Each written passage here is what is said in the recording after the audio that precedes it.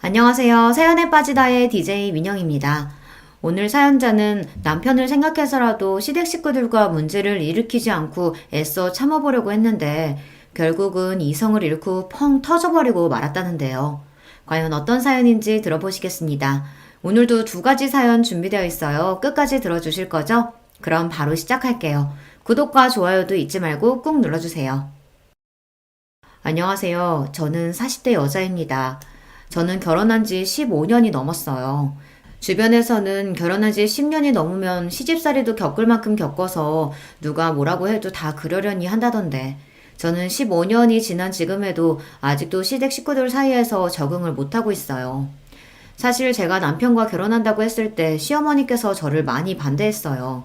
제 학벌, 직업, 집안 뭐 하나 마음에 드는 게 없다고 하시더라고요. 처음에 시어머니께서 저를 반대하신다는 사실을 알았을 때는 저도 너무 서러웠어요. 저도 나름 집안에서는 귀한 딸이에요. 부모님께서 경제적으로 여유가 있지는 않았어도 어떻게든 제게 부족한 것 없이 해주시려고 평생 노력하시면서 사신 분들이에요. 그런 부모님을 생각해서라도 시부모님이 반대하는 결혼만은 하고 싶지 않았어요. 그래서 남편과 헤어지려고도 했습니다. 그런데 남편과 제 사이가 그렇게 쉽게 헤어질 수 있는 사이가 아니더라고요. 남편이 결혼할 여자가 있다고 시어머니께 이야기를 하고 난 뒤 시어머니께서 저를 따로 찾아오셨어요. 그러고는 저를 보자마자 미간을 구기시며 당장 남편이랑 헤어지라고 하셨죠. 내가 사실 아가씨 조건만 듣고도 이 자리에 절대 나오고 싶지 않았었는데 내 아들놈 하는 짓 보니 웬만해서 쉽게 헤어질 것 같지가 않더라고. 그래서 내가 아예 직접 오늘 나왔어요. 아가씨도 눈치가 없는 게 아니라면 나나 우리 아들 보면 딱 감이 오지 않아? 아가씨 같은 사람이 우리 집안에 어울릴 리가 있냐고. 순간 저는 제가 드라마 속에 들어와 있는 줄 알았습니다. 이러다가 돈 봉투도 받고 물세례도 받는 거 아닌가 싶더라고요. 저도 마음 같아서는 뭐 이런 아줌마가 다 있나 싶어 한마디 하고 싶었지만 남편을 생각해서 마음을 가다듬었어요.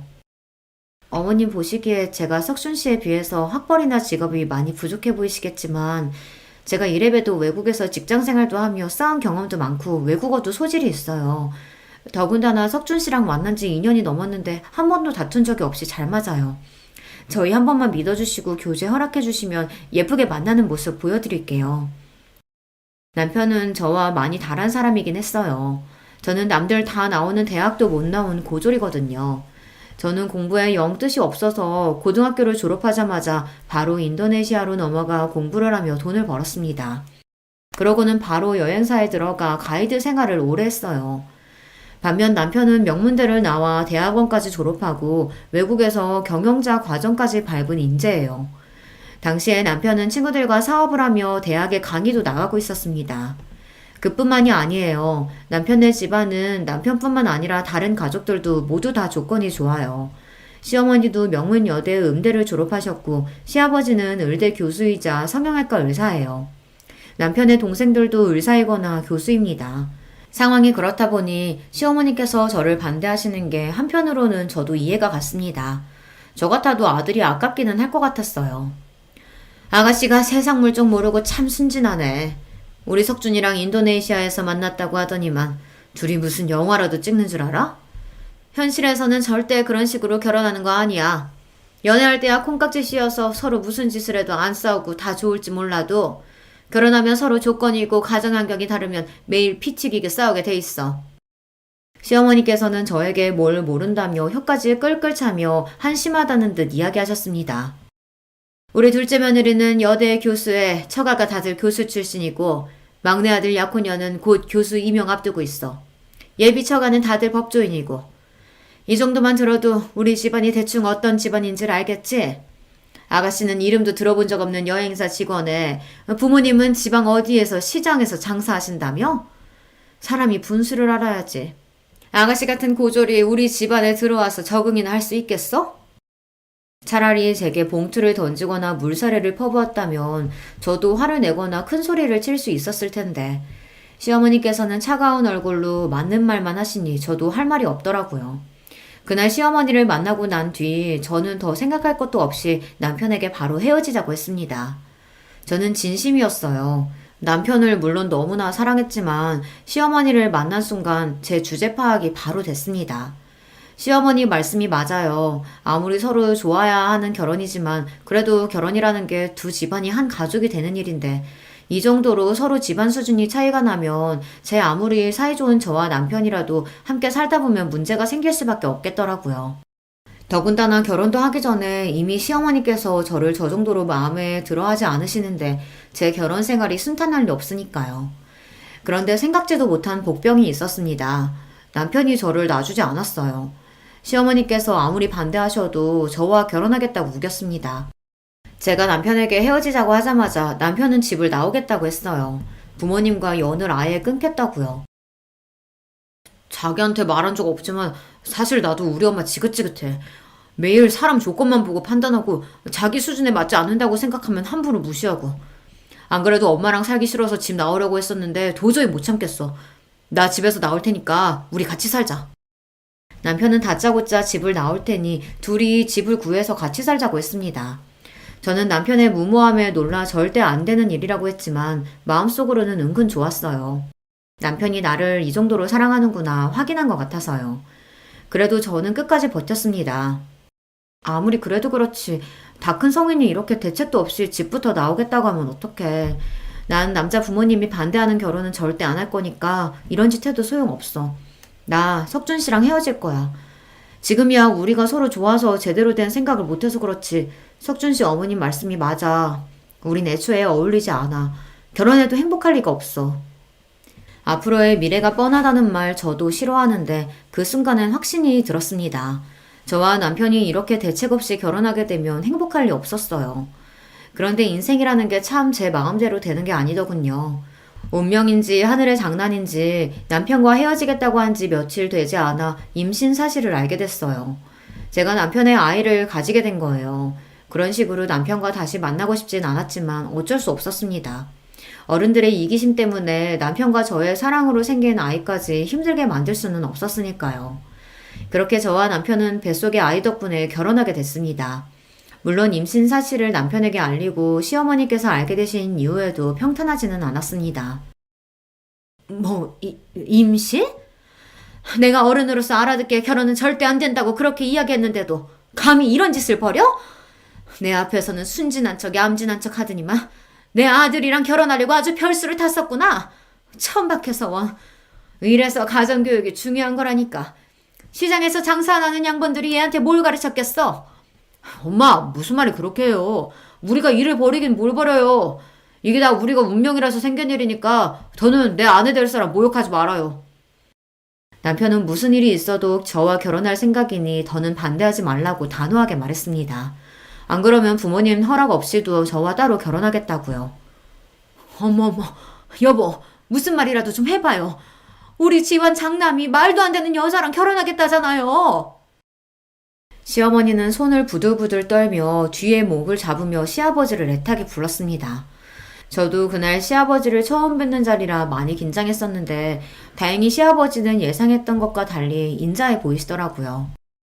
당신은 배울 만큼 배웠다는 사람이 남의 집 귀한 딸내미한테 말도 안 되는 여자애가 뭐야? 에휴, 창피해서 뭐. 이름이 지영이라고 했죠? 반가워요. 나는 석준이 아비 되는 사람입니다. 결혼 날짜도 잡기 전에 애부터 가졌으니 지영 양 부모님께서 걱정이 많으시겠네. 석준이 네가 빠른 시일 내로 지영 양이랑 상의해서 상견례 날짜부터 잡아라. 배 나오기 전에 식부터 올려야지. 그래도 하늘이 나를 완전히 미워하시지는 않는구나 라고 생각한 게 시아버지 덕분이었어요.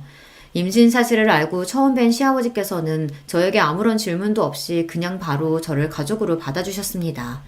그때의 감동은 말로 표현할 수가 없어요.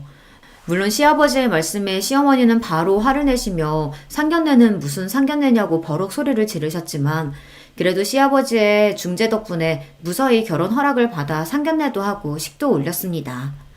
허락을 받았다는 안도감도 잠시 결혼과 동시에 제 삶은 180도 달라졌습니다. 시어머니께서 어쩔 수 없이 저를 받아주시긴 하셨지만 여전히 저를 탐탁지 않아 하셨기 때문에 저를 대하는 게 전과 다르지는 않았어요. 시어머니께서는 결혼을 허락해 주시는 대신에 저에게 조건을 거셨습니다. 내가 100번 양보해서 결혼을 허락하긴 했지만 그래도 네가 명색이 우리 집안 맏며느리인데 이대로는 도저히 안 되겠다. 남들 다 나오는 대학도 안 나왔으니 사람들 앞에서 내세울 수가 있어야지. 시골이면 바로 직장부터 그만두고 우리 집에 들어와서 살아. 딱 3년만 우리 집에 살면서 대학도 다니고 나한테 이런저런 살림이라도 좀 배워. 시어머니는 어차피 임신도 했으니 여행사를 그만두고 시댁으로 들어와 신접살림을 시작하라고 하셨습니다. 마침 아이도 태어나고 육아도 해야 하니 같이 살면서 대학도 다니고 집안 살림을 시어머니에게 배우라고요. 겉으로 듣기에는 시어머니께서 저를 굉장히 배려해 주시는 것처럼 말했지만 그건 제가 원하는 게 아니었어요. 이제와 갑자기 대학에 가는 것도 직장을 그만두는 것도 제가 원하는 게 아니니까요. 더군다나 시어머니께서는 저에게 일절 묻지도 않고 본인 마음대로 제 인생을 좌지우지하려고 하시니 기분이 썩 좋지 않더라고요. 어머님이 보시기에는 제가 다니는 직장이 별 볼 일 없어 보일지 모르지만 저한테는 굉장히 중요한 일이에요. 회사에서 가능하다고 하면 아이 낳기 전까지는 일하고 싶어요. 그리고 대학도 제가 워낙 공부에는 뜻이 없어서 가고 싶지 않습니다. 이 나이에 다시 대학에 들어간다는 건 생각해 본 적도 없고요. 저는 애써 조심스럽게 제 생각을 시어머니에게 이야기했습니다. 하지만 제 이야기를 곱게 들어주실 시어머니가 아니었어요. 내가 언제 네 생각 물어봤니? 난 지금까지 살면서 내가 고졸 며느리 보게 될 거라고는 꿈에도 생각해 본 적 한 번도 없어. 이건 네 개인의 문제가 아니라 우리 집안의 문제야. 잔말 말고 내가 시키는 대로 해. 시어머니께서는 제 이야기를 들은 채도 안 하시고 강압적으로 나오셨어요. 정말 한숨만 나오더군요. 그때였어요. 원래 시집살이 시키는 시어머니보다 말리는 시누이가 더 얄밉다고 하더니만 옆에 있던 동서가 굳이 나서서 시어머니 편을 들더군요.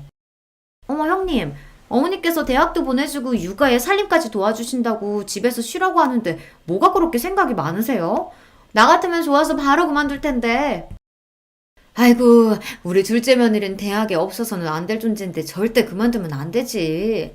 큰애야, 어차피 몇 년 다녀도 내세울 게 없는 직장인데 괜히 시간 날리면서 다니면 뭐해. 괜히 몇 푼 번다고 애한테 소홀할 게 뻔하지. 내 말대로 대학 다니면서 애 키우는 게 훨씬 나아. 동서까지 있는 자리에서 시어머니는 대놓고 저를 구박하셨어요.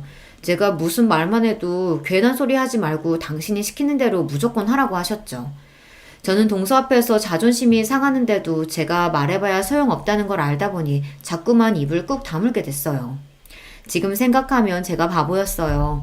애초에 결혼을 안 했으면 몰랐을까. 어렵게 한 결혼인 만큼 제가 참고 인내하는 수밖에 없다고 생각했습니다.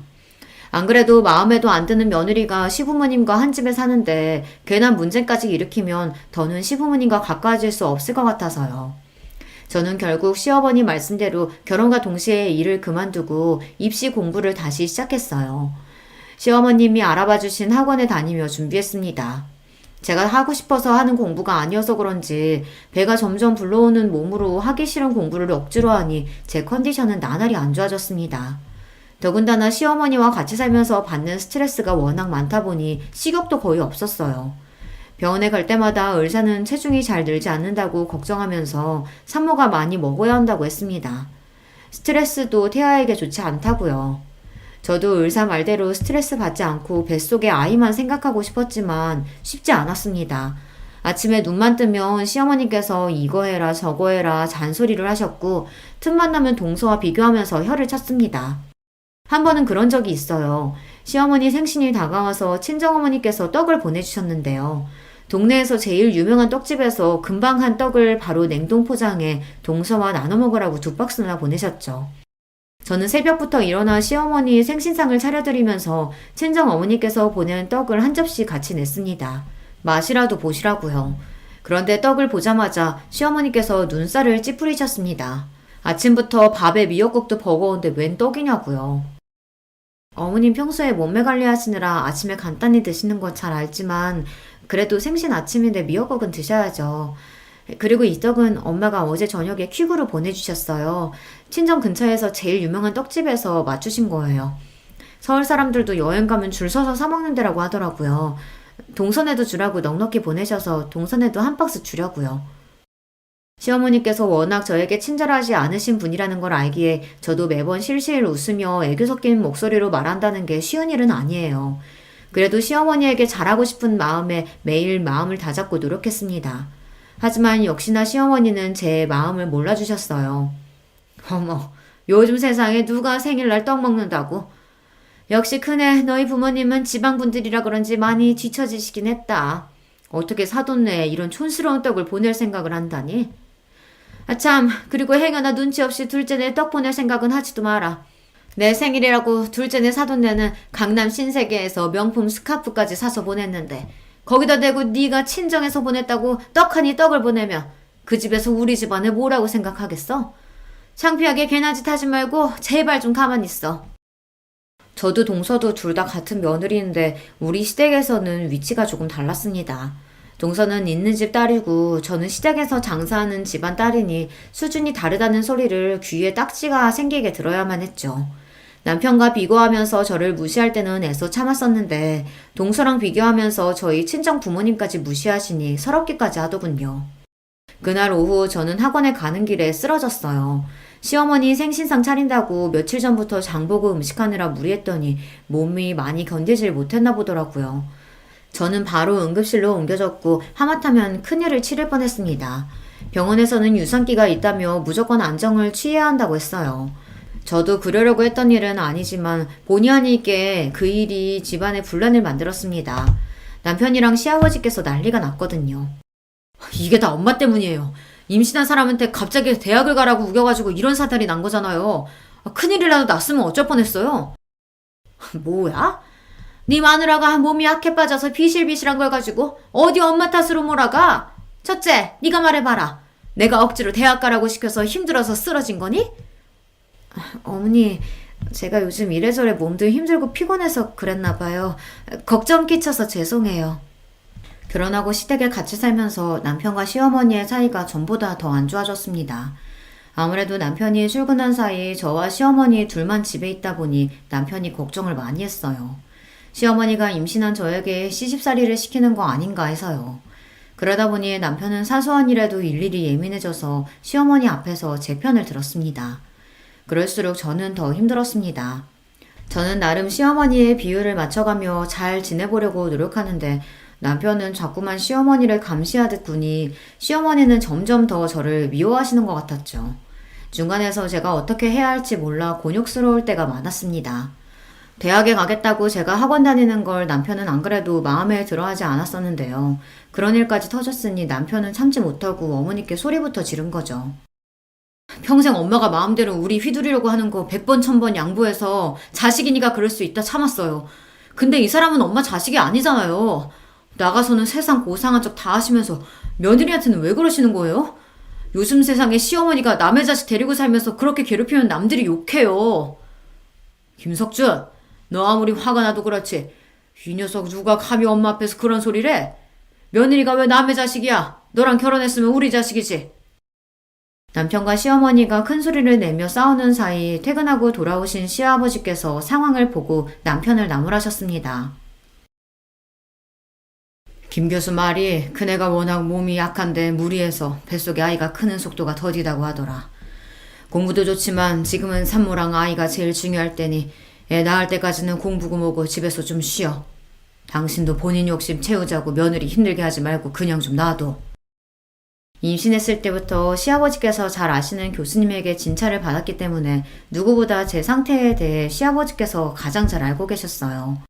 그러다 보니 시아버지께서는 저를 볼 때마다 노심초사하셨습니다. 안 그래도 제가 허약한 체질이라 임신했을 때부터 걱정이 많았었는데 쓰러졌다고까지 하니 앞으로 출산 때까지는 아무것도 하지 말고 꼼짝도 하지 말라고 하셨습니다. 그런 상황을 시아버지께서 달가워하실 리 없었습니다.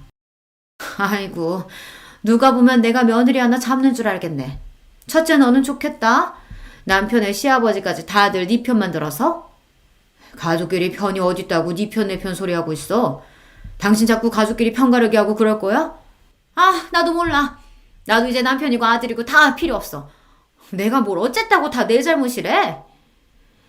시어머니는 시아버지와 남편이 모두 상황도 모르고 다 제 편을 든다며 억울하다고 투덜거리며 방으로 들어가 버렸어요. 그러고는 아예 방에서 나오지 않으셨습니다. 그런데 시어머니 생신 바로 다음날 동서가 집에 찾아왔더라고요. 시어머니 생신 때 못 왔다고 비싼 호텔 케이크를 사서 말이죠. 어머니, 제가 어제 왔어야 했는데 요즘 시험 기간이라 일이 너무 많은 거 있죠? 하루 늦었지만 우리 케이크 같이 먹어요. 어머니 신라호텔 케이크 좋아하시잖아요. 아이고, 사돈이 스카프도 보내주고 둘째 네가 용돈도 보냈으면서 뭐하러 오늘까지 왔어. 근데 나처럼 며느리 시집살이 시키고 구박하는 시어머니가 이렇게 좋은 케이크 먹을 자격이 있나 모르겠다. 평소 시어머니께서 저에게 냉랭하게 구실 땐 원래 성격이 냉랭하신 분인가 싶다가도 동서를 대하는 걸 보면 전혀 그렇지 않았어요. 사람을 대놓고 차별하는 것도 아니고 시어머니는 동서에게는 굉장히 자상하고 따뜻하셨거든요. 어머, 어머님 그게 무슨 말씀이세요? 어머님이 무슨 며느리한테 시집살이를 시킨다고요? 도대체 누가 그런 말도 안 되는 소리래요? 시어머니는 이때다 싶으셨는지 동서에게 어제 있었던 일들을 하소연하듯 토로하셨습니다. 제가 옆에 있는데도 말이죠. 아들 키워봐야 다 소용없다더니만 장가가니까 아들놈이 자기 마누라 편 만드는 거 있지? 둘째 너는 절대 자식 낳지 말고 그냥 네 인생 살아. 내가 아주 다 늙어서 서러워 죽겠다. 시어머니께서 저더러 들으라는 식으로 연신 어제 일을 이야기하시며 비아냥거리시는데 저로서는 할 말이 없더군요.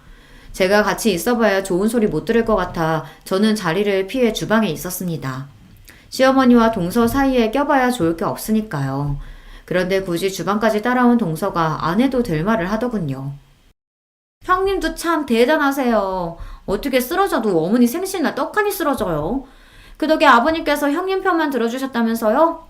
역시 외국에서 가이드 하면서 산전수전 다 겪으셨다더니 대단하긴 하네요. 동서, 그게 무슨 뜻이야? 설마 내가 지금 일부러 쓰러지기라도 했다는 거야? 동서가 말하는 뉘앙스가 아무래도 거슬려서 저는 서울거지를 하다 말고 정색했습니다. 그런데도 동서는 당황한 기색조차 없더군요. 앞뒤 정황이 아무래도 이상하잖아요. 일도 그만두고 집에서 팽팽 놀면서 도대체 쓰러지긴 왜 쓰러져요? 연신 학원 다니기 싫다고 하더니만 가기 싫어서 일부러 쓰러진 거 아니에요? 동서가 뭘 한다고 이래? 그래, 뭐 나도 솔직히 학원 다니기 싫었어. 그렇다고 그런 집까지 버릴 정도로 나 영악한 사람 아니거든? 동서야말로 엄연히 내가 손윗사람인데 왜 자꾸 버릇없이 덤비고 그래? 시어머니한테 구박 맞은 것도 짜증나 죽겠는데 동서까지 저를 무시하니 참을 수가 없더군요. 와, 어머니 앞에서는 찍소리도 못하시더니만 형님 성격 보통이 아니시네요. 손윗동서라고 지금 저더러 형님 대접해달라는 거예요? 하긴 이 험난한 사회에서 고졸로 버티며 산다는 게 쉬운 일이 아닌데 악착같이 버티면서 아주버님 같은 분까지 꼬신 걸 보면 보통일 리가 없죠. 거실에 시어머니도 계시니 저도 웬만하면 참으려고 했습니다. 그런데 저도 사람인지라 동서가 얄미운 입으로 고조를 어쩌고 하는데 도저히 참을 수가 없더군요. 안 그래도 몸도 안 좋아서 예민한 와중에 동서가 자꾸만 사람을 건드리니 저도 모르게 욱했습니다. 동서, 명색이 교수라는 사람이 왜 이래? 할 말 못할 말 구분도 못해? 그네 너 지금 내 앞에서 뭐 하는 거니? 어디 할 짓이 없어서 아래 동서한테 소리를 질러? 너희 친정에서 그렇게 가르쳤니? 제가 아둔했습니다. 시어머니든 동서든 그 집에 제 편이 없다는 것 정도야 충분히 알고 있었으면서 제가 참지 못하고 욕먹기 딱 좋은 짓을 하고야 말았어요. 그 자리에서 시어머니에게 못해도 30분 동안 내내 구방을 당했습니다. 네가 밉다 하니까 아주 이제 미운 짓만 골라서 하는구나. 네가 뭐가 잘났다고 감히 형님 흉내 내면서 둘째를 잡아잡기를. 지금 당장 둘째한테 사과하지 못해? 애초에 시어머니는 제 이야기를 들어줄 생각 따위 없다는 사실을 알다 보니 저도 입을 꾹 다물어 버렸습니다. 순간 서러움이 북받쳐 눈에 눈물이 가득 고였지만 울지 않기 위해 꾹 참았습니다. 시어머니는 동서에게 당장 사과하라고 다그치셨지만 저는 동서에게 사과할 생각이 전혀 없었어요. 어머님 아니에요. 저는 형님 걱정돼서 이야기한 건데 형님은 기분이 좀 상하셨나 봐요. 제가 죄송해요 형님. 다시는 형님 일에 간섭 안 할게요. 원래 많이 배우고 똑똑한 것들은 다 저런 거예요. 동서는 시어머니의 등장과 함께 금세 표정을 바꾸더니만 실실 웃으며 자기가 잘못했다고 하더군요. 그 순간 저는 확실히 알았습니다. 시댁에서의 저의 위치가 어느 정도인지 말이죠. 시어머니는 제가 아이를 가지는 바람에 어쩔 수 없이 남편과 결혼시켰지만 저를 며느리로 인정할 생각이 없으셨어요. 처음부터 저를 무시하고 하대하면서 그 순간을 즐길 생각으로 저를 곁에 두고 괴롭히신 거죠. 제가 어떤 노력을 한들 시어머니에게 며느리로서 인정받는 날은 오지 않을 거라는 걸 저는 알고 있었습니다. 시어머니에게 벗어나려면 제가 남편과 이혼을 해야 하는데 그럴 수는 없으니 제가 참고 사는 수밖에 없었죠. 그렇게 생각을 정리하고 나니 저도 감정이 무뎌지고 그 상황에 익숙해졌습니다. 시어머니와 동서의 무시에 한 번씩 욱할 때가 있긴 했지만 남편과 아들만 생각하면서 우리 세 식구 행복하게 사는 데에만 집중하기로 했어요. 그렇게 시간이 흘러 저와 남편은 시댁에서 분가에 나왔고 아들도 많이 자라 학교에 들어갔습니다. 시댁에서 나올 때까지도 시어머니와의 사이는 여전했어요. 아이를 낳고 키우는 과정에서도 시어머니와 이런저런 문제가 많았지만 그 정도는 저에게 이제 문제도 아니었습니다. 진짜 문제는 시어머니의 그런 태도 때문에 동서들까지도 저를 무시했다는 겁니다. 동서가 하나만 있을 때는 그래도 시어머니가 저를 무시하고 구박하면 훈수를 두는 정도였는데 막내 동서가 들어오고 나서는 막내 동서까지 쿵짝이 맞아 사람을 바보로 만들었다는 겁니다. 동서 둘 다 대학 교수예요. 그러다 보니 둘이 아주 가깝게 지냈습니다. 제가 아들을 낳고 집에서 시어머니에게 시집살이를 당하며 사는 동안 동서들은 아이도 안 낳고 열심히 일하며 시어머니에게 예쁨까지 받았어요. 동서들보다 제가 부족한 걸 알면서도 저보다 잘난 동서들을 볼 때마다 자격지심이 생겼어요. 저보다 공부도 많이 하고 집안도 좋은 동서들이 제 앞에서 대학 때 이야기를 하거나 교수로 있는 대학에서 있었던 이야기를 하면 괜히 저를 무시해서 저런 소리를 하는 건가 싶더라고요. 그런 기분이 들 때마다 저는 입을 꾹 다물어버리고 자리를 피해버렸습니다. 제가 도망치듯 방을 나오면 방 안에서 동서들의 웃음소리가 들리는데 그것마저 저를 괜히 비웃는 건 아닌가 싶었죠.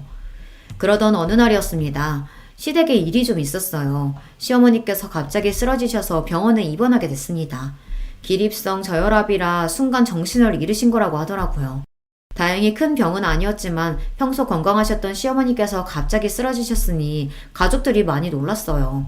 특히 저희 남편이 많이 힘들어했어요.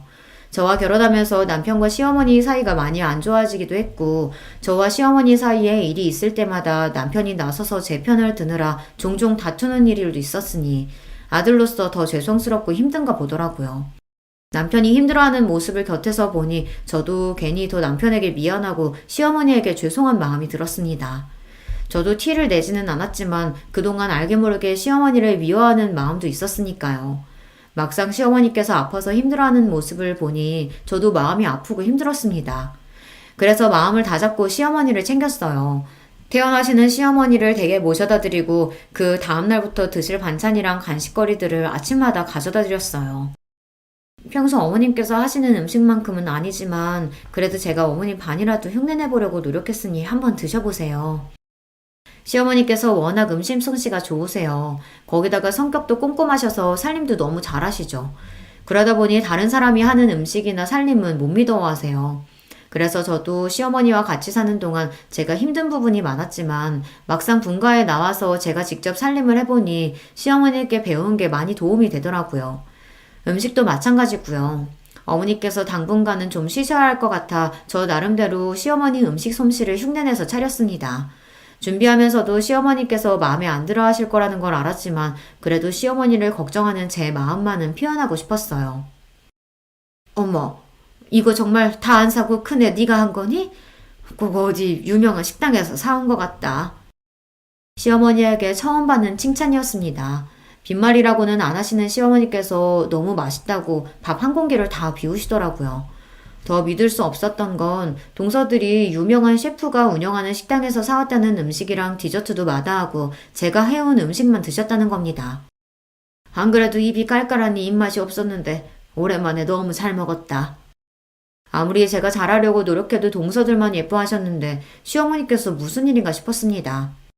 그런데 나중에 남편에게 들었는데 시어머니께서 병원에 입원하셨을 때 제가 왔다 갔다 하며 어머님 목욕도 시켜드리고 식사 때마다 와서 챙겨드린 게 아무래도 좋으셨던 것 같다고 하더라고요. 자식이라고 아들 셋에 며느리도 셋이나 있는데 저만 병원에 와서 챙겼다고요. 그 이야기를 듣는데 괜히 마음이 다 뭉클했습니다. 시어머니께서 이제라도 제 마음을 알아주는 것 같았거든요. 그런데 그런 이야기를 듣고 가만히 있을 동서들이 아니었죠. 형님도 참 대단해요. 지난 10년 동안 어머님께 구박이라는 구박은 다 당하면서 사셨으면서 반찬까지 싸다 바치고 싶으세요? 그러게요. 저 같으면 대학 못 나왔다고 무시하고 사돈네 못 산다고 그렇게 대놓고 무시하면 미워서라도 아프든지 말든지 신경도 안 쓸 것 같은데. 형님은 참 배일도 없으시네요. 동서들 말이 듣기 좋지는 않았지만 틀린 말도 아니었습니다. 동서들도 알아요. 그동안 시어머니께서 저에게 어떻게 했는지 말이죠. 시어머니는 동서들 있는 앞에서도 툭하면 제가 고졸이라 마음에 안 든다는 둥, 돈 없으면 저렇게 자식이 대학도 못 가고 고생만 하는 거라는 둥, 그런 식의 막말을 했거든요. 그럴 때마다 저도 시어머니가 믿고 원망스러웠지만 시간이 많이 지났고 저도 이제는 자식까지 키우는 어른이니 너그러운 마음으로 살기로 했습니다. 얼마 뒤 시아버지 생신이라 식구들이 모두 다 시댁에 모였어요. 시아버지 병원 직원들도 많이 온다고 해서 저는 일찍부터 시댁에 가서 음식 준비하느라 여념이 없었습니다. 시어머니께서 음식할 사람이 부족하다고 저더러 일찍 오라고 하셨거든요. 손님들 온다고 괜히 불편한 옷 입고 꾸미고 올 생각하지 말고 아침에 일어나면 세수만 하고 일찍 와라. 내일 손님 많아서 음식할 사람 부족해. 집에서 노는 사람이라고는 너랑 나 둘뿐인데 둘이 나서서 해야지. 시아버지 생신은 매년 집안의 큰 행사예요. 시아버지 병원 직원들부터 대학 동기 친구분들까지 30명은 좋게 오시거든요. 그렇다 보니 시어머니께서 아무리 몸이 좋지 않아도 이날만큼은 쉬실 수가 없었습니다. 엄마, 윤희 엄마가 놀기는 왜 놀아? 이 사람도 바쁜데 힘들게 왜 일찍부터 오라고 해요? 출장 뷔페 부른 거 아니었어? 시어머니와 제가 통화하는 소리를 들은 남편이 재빠르게 제 핸드폰을 뺏어봤더니 시어머니에게 따지듯 말했습니다. 아이고 이 팔불출 또 시작이다. 엄마 혼자 준비하려면 힘든데 맏며느리가 시아버지 생신에 좀 일찍 와서 음식 좀 하면 안 되냐? 역시나 남편의 한마디에 시어머니는 큰 소리를 치셨어요. 네, 어머님. 이 사람이 또 괴한 소리를 했어요. 제가 알아서 일찍 준비해서 갈게요. 걱정하지 마세요. 행여나 또 남편과 시어머니가 싸우기라도 할까 제가 얼른 전화를 받아 내일 일찍 가겠다고 말했습니다. 시어머니께서 몸이 많이 안 좋아지면서 그래도 전보단 저에게 많이 의지하고 편하게 대해주셔 조금이나마 가까워진 것 같았는데 그런 와중에 남편이 싫은 소리 한 번 했다가 행여나 공든탑이 무너질까 저는 안절부절 못했습니다. 그러다 보니 시아버지 생신이 더 신경 쓰였어요. 이왕 하는 거 확실히 해서 이번 기회로 시어머니와 더 가까워지자 싶었거든요. 저는 시아버지 생신날 일찍 시댁에 도착해 시어머니를 도와 음식 준비와 꽃장식을 했어요. 시어머니께서 워낙 꼼꼼한 성격이시라 출장 뷔페를 불렀다고 해도 시아버지께서 좋아하시는 음식들은 무조건 본인이 준비하셨거든요. 한참 음식 준비로 바쁘다 보니 시간 가는 줄 몰랐는데 역시나 동서들은 느즈막히 와서는 일이 바빠네 어째네 하면서 자기들끼리 죽는 소리를 해댔어요. 마음 같아서는 듣기 싫어서 조용히 하고 빨리 일이나 거들라고 하고 싶었지만 제가 어디 이 집안에서 그런 소리나 할 수 있는 사람인가요? 저나 조용히 하고 일이나 해야 했죠. 그러던 중 일이 좀 있었습니다. 시아버지 친구분이 몇 분 오셨는데 동서들도 아시는 분들인지 나서서 호들갑을 떨며 자리에 앉더라고요. 가는 길에 음식이라도 몇 가지 상에 가지고 가면 좋으련만 동서들은 손 하나 까딱 안 하고 자기들 좋아하는 맥주만 쏙 들고 가버렸어요. 얄밉지만 어쩌겠어요. 제가 말해도 동서들이 들을 리 없으니 혼자 다 해야 했죠. 잠시 뒤 시아버지 병원 직원 몇 분이 밖에서 동서들에게 하는 소리가 들렸는데 그게 기가 막혔습니다. 저희 오늘 너무 바빠서 밥도 못 먹고 이래서 그런데 음식 좀 먼저 가져다 먹어도 돼요? 어머, 그럼요. 주방 안에 들어가면 일하는 아줌마 있으니까 그분한테 좀 상 좀 차려달라고 하세요. 저에게 들리는지 안 들리는지 알고 그러는 줄은 모르겠지만 막내 동서는 뻔히 주방에 저 혼자 있는 걸 알면서도 직원들에게 일하는 아줌마한테 달라고 하라는 소리를 하더군요. 그러면서 동서랑 둘이 시시덕거리는데 기분이 확 상했습니다. 아무리 자기들이 나를 무시해도 그렇지 사람을 뒤에 두고 저런 짓을 하나 싶어서요. 저는 듣다 기분이 상해 먼저 음식을 들고 나갔습니다. 그리고는 주방 앞에 있던 병원 직원에게 인사를 하고 쟁반은 막내 동서에게 던졌어요. 동서는 직원분들 배고프시다는데 왜 그렇게 멍하니 서 있어? 빨리 이거 좀 가져다 드려. 사람들 앞에서 저를 무시하려고 한 게 기분이 상해 저도 유치하지만 복수했어요. 같은 며느리인데 하루 종일 저만 일하고 자기들은 꼿꼿하게 서서 잘난 척만 하는 게 재수가 없어서요. 제가 그렇게 나올 줄은 몰랐는지 동서들 얼굴이 새빨개지더군요. 뻔하죠. 제가 감히 자기들한테 일을 시킬 줄은 몰랐던 거예요. 저도 이제 될 대로 되라였습니다. 동서들이라고 둘이 붙어서 사람을 매번 바보로 만드는데 저라고 매번 참아줄 필요는 없으니까요. 어머, 안녕하세요. 저번에 병원에서 뵀는데 원장님 첫째 며느님이시죠?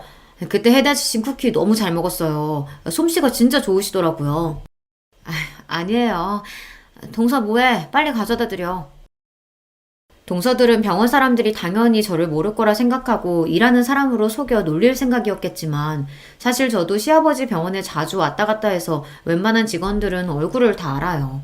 병원 직원들이 저를 알아보고 이야기를 나누자 동서들은 입술을 삐죽거리더니 일그러진 얼굴로 쟁반을 들고 나갔죠. 그 모습을 보는데 저도 은근 속이 시원하더라고요. 그런데 잠시 후 생각지도 못한 일이 있었습니다. 조금 전 일로 동서들이 배알이 잔뜩 꼬였는지 주방으로 들어온 동서들이 작정하고 저에게 재수없는 짓거리를 해댔어요. 손님들이 거의 다 도착해서 바쁘게 쟁반을 담고 있는 제 옆에서 둘이 영어로 중얼거리더라고요. 처음엔 또 뭐 하는 짓인가 하고 넘겼는데 들으면 들을수록 기분이 이상했습니다. 저를 향해 뭐라고 떠들기 시작하더니만 자기들끼리 킥킥거리며 웃더라고요. 그 모습에 저는 너무 황당해서 동서들에게 지금 뭐 하는 거냐고 물었어요. 그러자 동서가 저를 향해 비웃듯 입술을 실룩거리더라고요.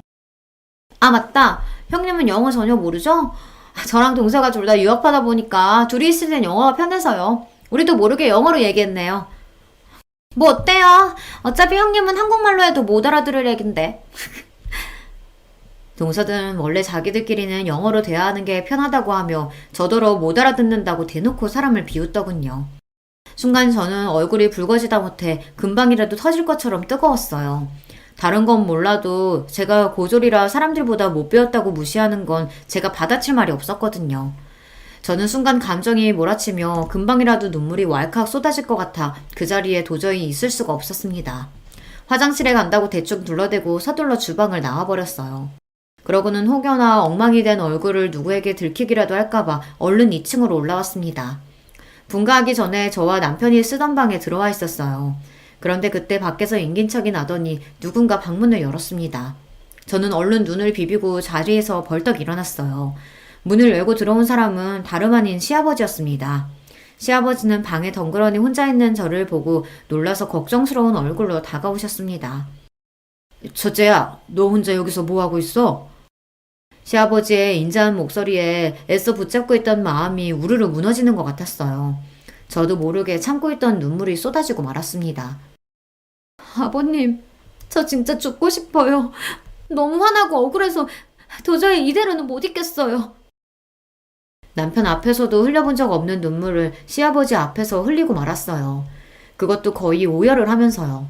제 갑작스러운 행동에 당황한 시아버지는 도대체 무슨 일이 있었던 거냐고 물으셨습니다.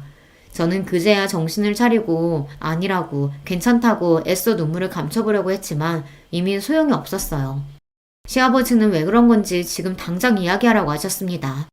네가 웬만한 일로 이러래야? 뭐가 그렇게 서럽고 억울해서 그래? 얘 괜찮으니까 얼른 얘기해봐. 내가 다 해결해줄게. 저는 당황해서 우물쭈물하다 결국은 그동안 있었던 일을 다 이야기했습니다. 동서들이 저를 만날 때마다 얼마나 무시했는지 말이죠. 시아버지께서는 가만히 제 이야기만 듣고 계셨어요. 그러고는 아무 말 없이 제 등을 토닥여 주시더니 바로 남편에게 연락해서 저를 데리고 가라고 하셨습니다. 저는 어리둥절한 상태로 남편과 집에 돌아왔어요. 그런데 다음날 아침 말도 안 되는 일이 제 눈앞에 벌어졌습니다. 아들을 등교시키고 집에 돌아왔는데 동서 둘이 우리 집 현관 앞에 서 있더라고요. 저는 동서들 얼굴을 보자마자 기분이 상해 쳐다보지도 않고 집 안으로 들어가려고 했습니다. 그러자 동서가 제 손을 덥석 잡더니 따라 들어오더라고요. 저는 놀라서 지금 뭐 하는 거냐고 소리쳤어요. 그런데 그때 우물쭈물하고 있던 동서들이 갑자기 바닥에 무릎을 꿇고 앉더라고요. 저희가 생각이 짧았어요. 저희는 그냥 형님이랑 허물없이 지내고 싶어서 그런 건데 형님이 그렇게 힘들어하신지는 생각도 못했어요. 저는 순간 어안이 벙벙해서 도대체 이게 무슨 일인가 싶었습니다. 맞아요, 형님. 저희는 그냥 형님이랑 친하게 지내고 싶어서 그런 건데 기분 나쁘셨다면 너무 죄송해요.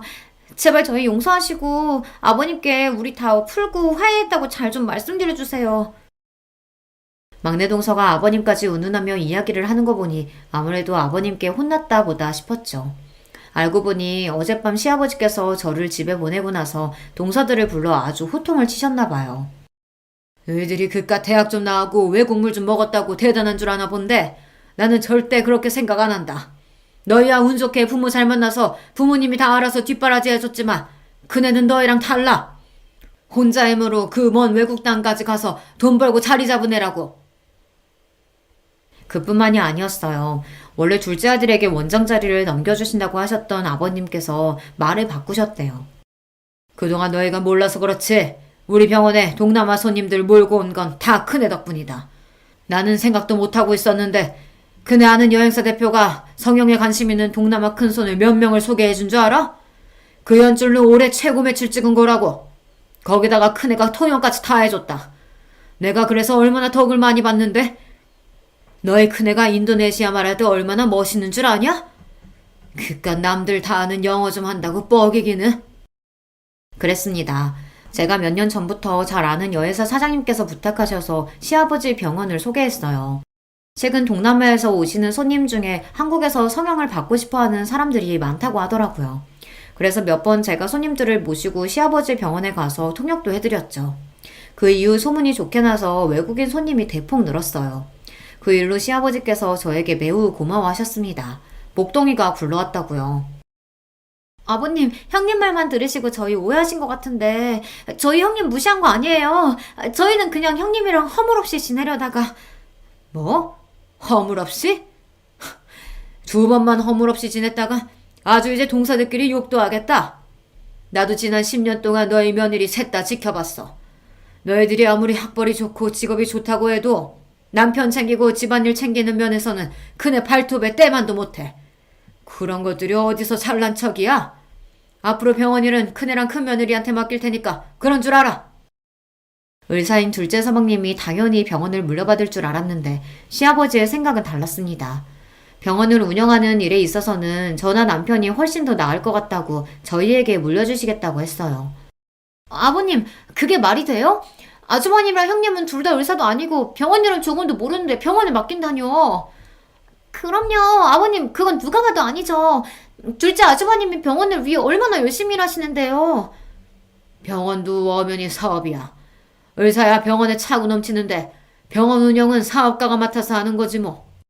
아버님께서 워낙 완강하게 나오시니 동서들은 어쩔 줄 몰라 하며 시아버지 앞에 머리를 조아렸습니다. 아버님, 제가 잘못했어요. 다시는 형님한테 그런 짓 안 하고 잘할게요. 어머님도 준혁씨 성격 잘 아시잖아요.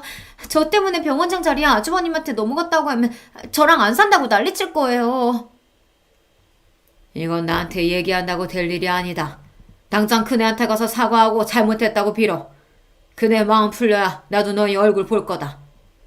동서들이 자기들 발로 찾아와 사과할 리가 없는데 웬일인가 했더니만 역시나 시아버지께서 술을 쓰셨더군요. 둘째 서방님이랑 동서가 목매는 병원을 가지고 이야기하셨으니 동서가 똥줄이 탔을 거예요. 막내 동서야 지금까지 작은 동서 옆에 찰싹 붙어 줄로 섰다가 뭔가 시아버지의 마음이 제게 돌아선 것 같으니 다급했던 거고요. 지금까지 내내 저를 하대하며 무시하던 인간들이 한순간에 머리를 조아리고 제 앞에 무릎을 꿇은 모습을 보니 기가 막히면서도 저도 모르게 웃음이 튀어나오더군요. 그 자리에서는 동서들 눈도 마주치지 않고 저는 집으로 들어와 버렸어요. 동서들이 지금까지 저에게 저지른 일들이 있는데 무릎 한번 꿇었다고 이렇게 쉽게 용서해 줄 수가 없었습니다. 그날 이후에도 동서들은 안 하던 짓을 했어요. 저에게 어울릴 것 같다며 스카프며 가방을 사들고 와서는 살살 꼬리를 흔들며 여우짓을 했습니다. 이거 요즘 제일 핫한 브랜드인 거 아시죠? 백화점에서 딱 본 순간 형님한테 딱이겠다 싶어서 제가 바로 결제해달라고 했어요. 잘했죠? 형님한테 너무 잘 어울리겠다. 형님, 이제 마음 좀 푸시고 작은 형님 사과 좀 받아주세요. 그래요, 형님. 저희가 공부만 하느라 세상 물정이라고는 몰라서 그런 거니까 조금만 너그럽게 이해해주세요. 그리고 아주버님은 지금 하시는 사업도 잘 되시는데 굳이 병원 일까지 하실 필요 없잖아요. 그런 일은 그냥 저희한테 맡기세요. 동서들의 속이 뻔히 다 보였습니다. 시아버지께서 완강하시니 대충 저에게 사과하고 넘어갈 생각이었죠. 사업 잘 되니까 이럴 때 다른 사업도 해보는 거지 뭐. 나도 병원에 몇 번 손님 소개하면서 왔다 갔다 하다 보니까 은근 재밌더라고. 이 김에 그냥 나랑 남편이 본격적으로 맡아서 병원 운영해보는 것도 나쁘지 않을 것 같아. 제 말에 눈이 동그래져서 동공이 마구 흔들리는데도 동서는 애써 표정을 가다듬으며 실실 웃었습니다. 마음 같아서는 저에게 소리를 버럭 지르고 싶겠지만 꾹 참고 있는 게 보였어요. 그 이후로도 내내 동서들은 틈만 나면 찾아와 저에게 온갖 아부와 선물 공세를 했습니다. 저는 그냥 이 상황을 즐기고 있어요. 사실 저나 남편이나 병원 운영에 딱히 관심은 없어요. 남편도 작은 서방님이 맡으시는 게 당연하다고 생각하고 있습니다. 하지만 동서들이 워낙 저에게 했던 짓이 괘씸해서 당분간은 즐기기로 했습니다. 이 기회에 동서들 버릇을 똑똑히 고쳐주려고요. 제가 잘하고 있는 거 맞겠죠? 여러분께서 저에게 잘하고 있다고, 조금만 더 동서들에게 복수하면서 즐겨도 된다고 응원하는 글 많이 댓글로 남겨주시면 저에게 큰 힘이 될 것 같습니다. 두서없이 써내려간 제 이야기 끝까지 들어주셔서 감사합니다. 여러분의 가정에는 언제나 화목한 일만 가득하시길 바랄게요. 반갑습니다. 저는 경기도에 살고 있는 30대 중반의 여자입니다. 제가 워낙 말솜씨가 없는 편인지라 재밌게 이야기하는 법을 모르는데요. 사연을 보내는 건 써두고 몇 번이나 고쳐 적을 수 있으니 용기가 생겨서 이렇게 한번 도전해보게 되었습니다. 이 이야기는 몇 달 전 저에게 있었던 웃지 못할, 그러나 생각하면 어이없이 웃음이 나오는 일인데요. 여러분께 한번 들려드리도록 하겠습니다. 전 지금 여성 속옷 사업을 하고 있어요. 규모는 정확히 말할 수 없지만 그래도 이름을 말하면 업계 쪽에선 꽤 알아주는 정도죠. 매출이 얼마인지, 제 연봉이 얼마인지, 자산을 얼마 정도 가졌는지는 우리 신랑도 몰라요. 제가 말한 적이 없거든요. 돈 얘기는 가족끼리여도 선을 그어두는 게 제 철칙이거든요. 통장을 오픈하지는 않아도 상대가 금전적으로 여유로운지 아닌지는 충분히 알 수 있으니까요. 그 정도면 됐다고 생각해요. 이런 철칙을 세운 건 별다른 큰 이유가 있어서 그런 게 아닙니다. 다만 결혼한 부부도 남이 될 수 있고 돈 문제가 걸리면 사소한 다툼도 크게 번질 수 있다는 걸 아니까 사전에 대비하는 거라고 보면 되겠네요. 부부 사이에 계산적으로 굴게 되는 것도 싫고요. 다행히 남편도 이런 제 생각을 이해해줘서 여태껏 서로의 자산에 대해선 터치하지 않았습니다. 저는 지금 15명의 직원을 두었고 그들의 월급을 넉넉히 챙겨주고도 제가 충분히 가져갈 만큼 안정적인 상황이에요. 무슨 일이든 10년 이상 버티면 프로라고 하던데 저는 이렇게 되기까지 대략 15년의 세월이 걸렸으니 그 말보다 더 긴 시간을 보낸 후에야 꿈을 이뤘네요. 하루는 길게 느껴지는데 15년은 왜 이리 빠르게 느껴지는지 새삼 제가 견디고 이겨내온 세월이 대단하게 보입니다. 이럴 때면 저 스스로한테라도 잘했다고, 그동안 잘 버텨왔다고 다독여주고 싶어요. 장하다, 대견하다, 기특하다 이런 말을 내뱉을 수 있기까지 저는 그간 많은 시행착오와 고난을 지나쳐야만 했습니다. 저는 편부모 가정에서 자랐어요. 부모님이 이혼하시기 전에는 그리 풍족한 편은 아니었어도 평범한 집이었는데요. 아빠가 보증을 잘못 선 이후부터 가세가 급격히 기울기 시작했어요. 그 어마어마한 빚을 해결하지 못한 엄마는 결국 가족 모두가 거리로 내려앉기 전 이혼을 선택했어요. 이미 고등학교에 들어간 언니는 아빠에게 갔고 그보다 어렸던 저는 엄마에게로 가게 됐어요. 언니랑은 그래도 제가 고등학교에 들어갈 때까지 꼬박꼬박 연락을 했었는데 아빠 빚을 갚으려고 학교를 자퇴하고서 일을 시작한다더니 그 이후로 연락이 끊겨버렸습니다. 번호를 알아내려고 해도 방법이 없었고 문자로 알려줬던 주소를 찾아가 보니 이미 또 한 번 이사를 간 후더라고요. 그렇게 40살이 가까워진 지금까지 언니를 만날 수 없었죠. 밖에서 일 한번 해본 적 없던 엄마는 저를 키우기 위해 설거지 일을 시작하셨어요. 매일 아침 7시부터 저녁 8시까지 설거지만 주구장창 해야 하는 허리 한번 피기 힘든 고역이었죠. 엄마는 일을 갔다 오면 걸레로 방을 쓱 한번 훔치고 따뜻한 밥상을 내어주셨어요.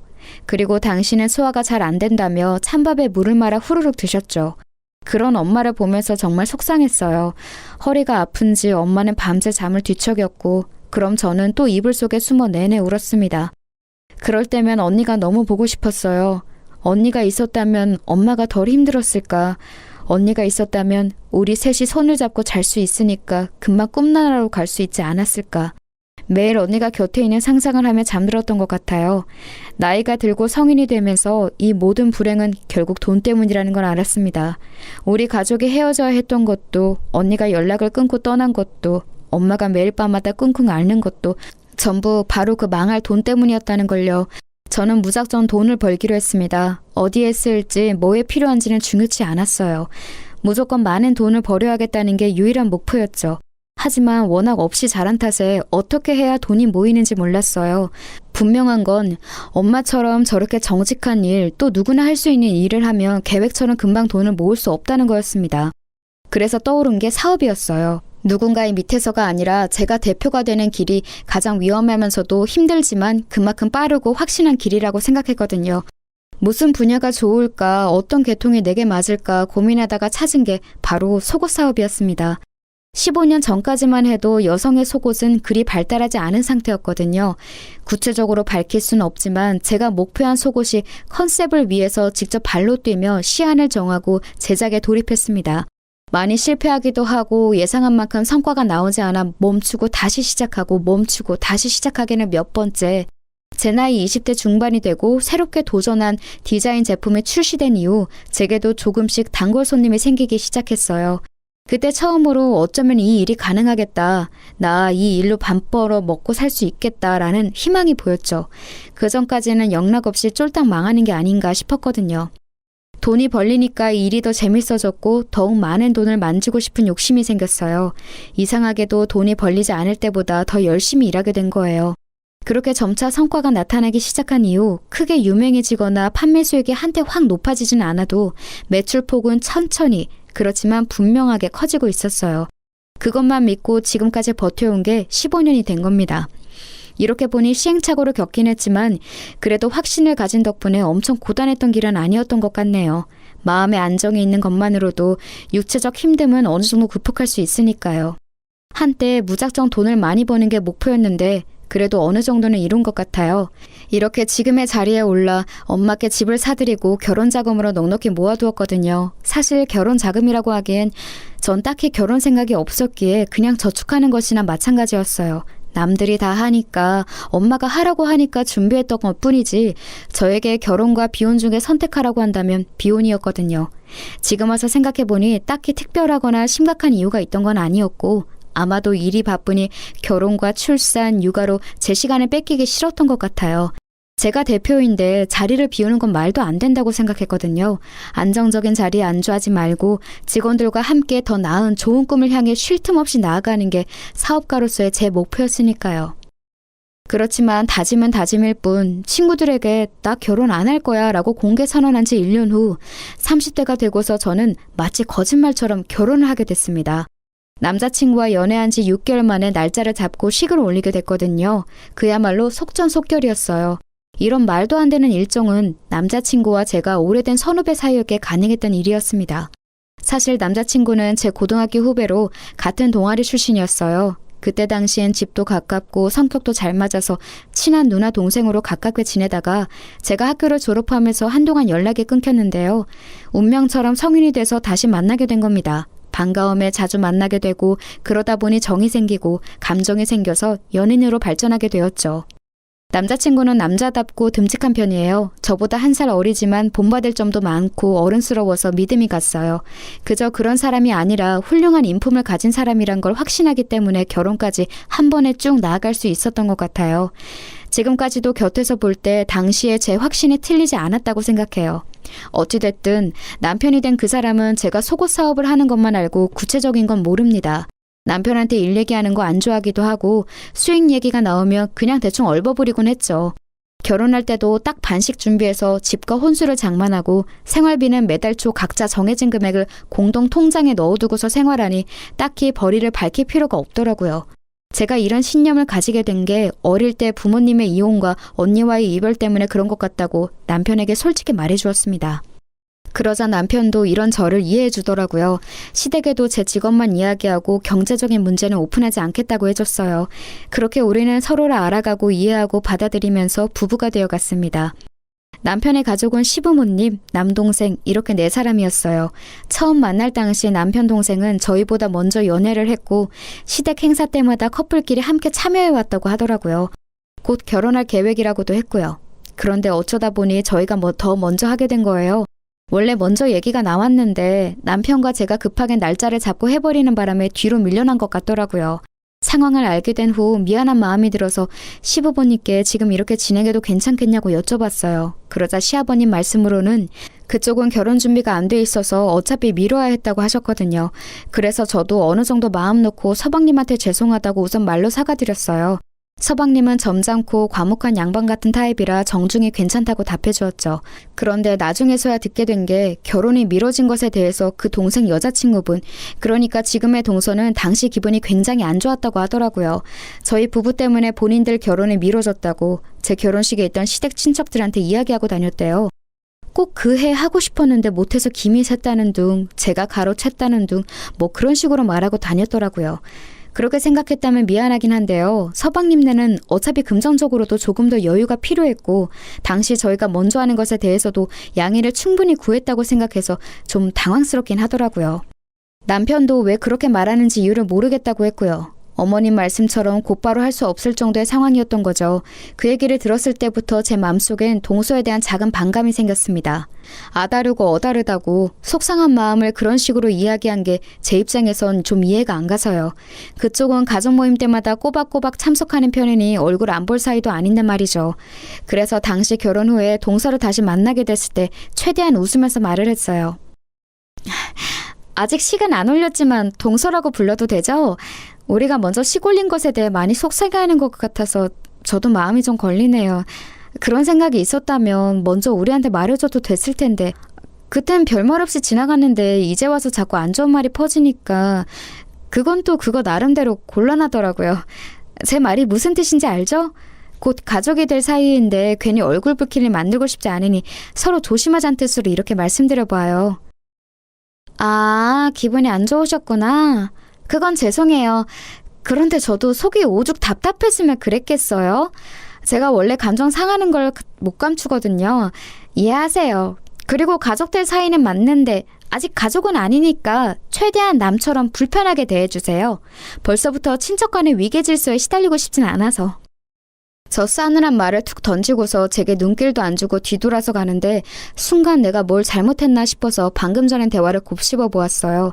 그런데도 왜 그런지 알 수 없었어요. 저렇게 날이 선 채로 말하는 이유를. 아니, 애초에 제가 무슨 악감정이 있는 건지를 모르겠더라고요. 당장 쫓아가 방금 무슨 뜻이냐고 묻고 싶었는데 거실에 어른들이 계셔서 묻지 못했어요. 그날 속이 답답해서 잠이 안 오더군요. 남편한테 얘기해볼까 했지만 이건 저랑 동서 문제 같아서 따로 말하진 않았습니다. 6개월 뒤 해가 바뀌고 서방님도 결혼을 하게 됐어요. 결혼하고 싶다고 노래를 부르면서 집도 없고 그쪽도 혼수를 해올 돈이 없다 해서 전부 다 시부모님이 도와주셨죠. 건네들으니 동선의 가족 쪽에선 애초에 무조건 돈 없다고 모든 걸 시댁에서 부담하길 바랐다고 하더라고요. 전 또 동서가 하도 돈돈거리면서 본인은 경제적으로 여유로운 것처럼 이야기하기에 좋은 배경이라도 가진 줄 알았거든요. 개인 가정사로 추하게 욕하고 싶은 마음 없지만 동서 일이라고 하니까 왠지 저도 더 예민하게 받아들여지더라고요. 그런 상황 속에서 서방님은 결혼을 하게 되었고 미우나 고우나 동서는 결국 저와 가족이 되었습니다. 동서가 결혼식을 올린 뒤 시부모님의 주도로 저희는 시댁 식구들 다 같이 여행을 가게 됐어요. 시아버님이 5년 전 다리를 다치셨는데 그 뒤로 한 번도 여행을 못 가보셨다고 하더라고요. 그래서 오랜만에 바람도 쐴 겸 1박 2일로 다 함께 여행을 가게 된 거예요. 사는 곳과 멀지는 않지만 자연 경관이 아름다운 지역이어서 저희 다 기분 좋게 떠났어요. 시부모님이 계셔서 그런지 동서와 그렇게 부딪히지도 않았습니다. 서로 말을 하지 않으면 사이가 좋았거든요. 그렇게 종일 나름 즐겁게 보내고서 저녁 식사 때 다 같이 반주를 했습니다. 그런데 동서가 기분이 한껏 좋았는지 연신 술을 들이키더라고요. 그렇게 안 생겼는데 엄청난 주당이라고 하더군요. 하도 술을 마셔대서 서방님이 말릴 정도라고 하더군요. 동서가 술을 잘 마시는 걸 가족들 아무도 몰랐던지라 다들 토끼 눈이 된 채로 바라보았습니다. 그런데 더 웃긴 건 주사가 장난이 아니더라고요. 노래방을 가자는 둥, 고스톱을 치자는 둥 아주 갖가지 유흥을 제안하면서 동네 떠들썩하게 고래고래 소리를 지르고 동서 말리느라 서방님이랑 저희 남편이 아주 진을 뺐죠. 그 모습을 보니까 한심하지만 귀여운 동생 같아서 오히려 마음이 풀리더군요. 자존심 부리고 못난 말을 해도 결국 너도 20대 후반의 철없는 여자이구나 라는 생각이 들어서요. 그렇게 숙소에 들어가고 나서 서방님은 동서 먹일 약을 사러 나가고 남편은 씻으러 욕실로 들어간 때였습니다. 방에 들어와 쉬고 있는데 갑자기 동서가 벌컥 들어오더군요. 놀라서 무슨 일이냐고 취한 것 같으니 얼른 방에 돌아가 침대에 누우라고 했습니다. 그러자 인사불성이 된 건지 뭔지 저에게 사태질을 하면서 말하더군요. 형님, 제가 형님 별로 안 좋아하는 거 알죠? 이유 알고 있어요? 전 그냥 별거 없는 허울뿐인 사람들이 싫어요.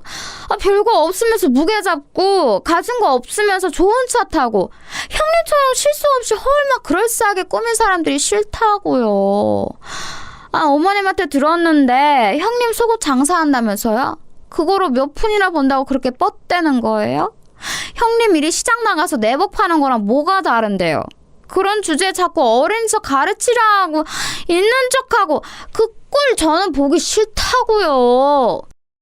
동서의 말은 다소 충격적이었습니다. 한껏 애교를 부리며 봐줄 수 있을 정도로 주사를 부리던 동서가 갑자기 저에게 세상 차가운 표정으로 저런 말을 내뱉으니 소름이 돋더군요. 대체 뭔가 있는 척 한다는 건지 사업을 하니 좋은 차가 필요해서 산 거고 제 성격 자체가 무뚝뚝해서 그런 거지 한 번도 예의 없게 말을 하거나 가르치려고 한 적은 없었거든요. 아니 이렇게 변명하는 것도 웃기네요. 애초에 동서는 색안경을 끼고서 저를 바라보니 모든 게 마음에 안 들고 언짢아 있던 것 같더라고요. 다른 건 다 그냥 넘어가겠는데 제 일에 대해 폄하하는 말은 도저히 못 넘어가겠더군요. 그래서 취해서 비틀거리는 동서의 팔을 잡고서 말했습니다. 지금 동서 취했으니까 실수는 어느 정도 넘어가 줄 수 있어. 그런데 내 일에 대해서 함부로 말하는 건 못 참아. 당장 사과해. 이건 가족 간의 위계 질서로 말하는 게 아니라 인간 대 인간으로 말하는 거야. 제 말이 끝나자마자 갑자기 동서는 큰 소리로 울기 시작했고 그 소리에 시부모님이 놀라서 방까지 뛰어들어오셨습니다. 동서는 제가 본인의 팔을 잡고 강하게 흔들었다며 폭력죄로 고소하겠다는 등 별소리를 다 하더군요. 이게 말로만 듣던 피해자 코스프레인가 싶었어요. 시부모님은 제 이야기는 들어보지도 않으시고 취안에 붙잡고선 왜 그러냐며 그만하라고 꾸짖으셨습니다. 제가 뭐라고 하기도 전에 동서를 부축하고선 데려가셨죠. 정말이지 어이가 없었습니다. 그때 알았어요. 시부모님은 아무래도 저보다 동서를 더 오래 보셨고 동서를 더 아끼고 계신걸요. 이해해요. 더 오래 봤으니 마음이 쓰이고 정이 더 크겠죠. 그렇지만 제 말은 듣지도 않고 판단해서 동서 편을 든 건 너무 섭섭하더라고요. 30대 중반 가까이 된 나이에 이제 울 일이 없을 거란 생각했는데 어느새 저도 애처럼 눈물이 뚝뚝 흐르더군요. 샤워를 마치고 온 남편은 우는 제 모습을 보고선 무슨 일이냐며 놀라서 물었습니다. 그래서 무슨 일이 있었는지 여태껏 동서가 저에게 어떻게 대하고 어떤 말을 했는지 다 털어놓았습니다. 그러자 남편은 화가 잔뜩 나서 당장 동서에게 한 소리 하겠다고 찾아가려 했어요. 그건 고맙지만 지금 남편이 화를 내면 오히려 상황이 악화될 것 같아 말렸죠. 시부모님도 안 좋게 생각할 게 뻔했고요. 다음 날 아침이 되고 남편은 굳이 한 소리 해야겠다며 저를 이끌고서 동서를 찾아갔습니다. 그리고 어젯밤에 제게 한 이야기 다 들었다면서 사과하라고 말했어요. 그러자 동서는 아무것도 모른다는 눈으로 취해서 기억이 안 난다며 자기가 만약 그랬다면 많이 취해서 그런 거니 용서해달라고 하더군요. 남편도 어이가 없다는 듯 저를 쳐다보며 웃었고 저도 기가 차서 웃음이 절로 나왔습니다. 제게 한 폭언을 사과하는 게 아니라 본인이 취한 것에 대해 사과를 하더라니까요. 그 옆에 있던 서방님도 동서의 말을 거들면서 형이랑 형수가 좀 이해해달라. 이 사람이 원래 주정이 좀 심한 편이다 라고 말했습니다. 저는 동서의 눈을 똑바로 쳐다보고선 그런 술주정이면 언젠가 크게 사단이 날 것 같으니 어서 고치라고 말했어요. 주사라고 모든 게 용서되는 게 아니라고 덧붙이면서요. 애써 안으로 화를 사기는 동서의 표정을 보고선 저도 남편을 이끌고 그 자리를 벗어났죠. 그런데 제겐 차라리 잘된 일이었어요. 저는 그동안 제가 동서한테 잘못한 게 있어서 저를 싫어하나 싶었거든요. 그런데 그게 아니라 단순히 제가 눈꼴 시려서 싫어한 거였으니 오히려 잘됐다 싶었습니다. 제가 신경 쓸 가치가 없는 사람이란 걸 알았으니까요. 그렇게 몇 달이 지나고 친정엄마의 생일을 맞이해서 안마 의자를 선물로 드렸습니다. 요새 가장 좋은 모델로 해드렸더니 엄청 좋아하시더라고요. 그 모습을 보면서 이제 곧 시아버님도 생신이 다가오니 아버님 댁에도 안마 의자를 선물로 드리면 좋겠다는 생각이 들었습니다. 그래서 다음날 저녁 시댁에서 식사할 때 슬쩍 의사를 여쭤보았어요. 저의 친정어머니가 안마 의자를 굉장히 마음에 들어 하시는데 어머님과 아버님은 그런 거 필요 없으시냐고요. 그러자 딱히 필요 없다고 하시더라고요. 생각해보니 서방님이 안마 의자 판매 사업을 했었다는 게 생각나서 서방님 때문에 필요 없으시구나 깜빡했어요 라고 했습니다. 그러자 아버님이 한숨을 푹 내쉬시는데 어머님이 눈치를 주시더라고요. 뭔가 저희에게 말하지 않은 일이 있는 것 같았어요. 어쩐지 그날따라 표정이 너무 안 좋아서 무슨 일인가 싶어 여쭤보았습니다. 그러자 아버님이 한참을 망설이시다 결국 털어놓으셨죠. 이 나이 되니 바라는 거 없다. 무력도 없고 뭐 갖고 싶은 것도 없어. 그런데 지금 내 마음속에 가장 큰 걱정거리가 둘째네야. 둘째네가 식당을 차리고 싶다고 하더라고. 뭐 그간 모아둔 돈을 투자해서 지들끼리 알아서 차리겠다는데 난 그런 거 안 했으면 좋겠어. 느낌이 안 좋아. 둘째 성격에 장사가 잘 맞을 것 같지도 않고 새아가도 그냥 요즘 분위기에 휩쓸려 하고 싶다고 하는 것 같고 그냥 원래 하던 안마 의자 일은 하지 갑자기 다 그만두고선 웬 장사바람에 든 건지. 듣자 하니 서방님이랑 동서가 한우 가게를 준비하고 있다는 겁니다. 그것도 꽤나 고급스러운 음식점으로요. 위에서 말한 것처럼 두 사람은 장사를 해본 적도 없어요. 게다가 동서는 여태껏 제대로 된 사회 경험이 전무한 백수와 마찬가지고요. 뭐 본인 말로는 블로거로 활동하고 있다고 하지만 수입이 들락날락해서 직업이라고 할 수는 없는 지경이라 하더라고요. 시댁이 결혼 자금을 대주면서 여유가 생긴 서방님이 그간 벌어둔 돈과 퇴직금, 가진 걸 전부 다 더해서 가게를 차릴 계획이었던 겁니다. 그러니 시부모님의 걱정이 이만저만이 아니셨던 거죠. 그 얘기를 듣는 저도 걱정이 될 정도였으니까요.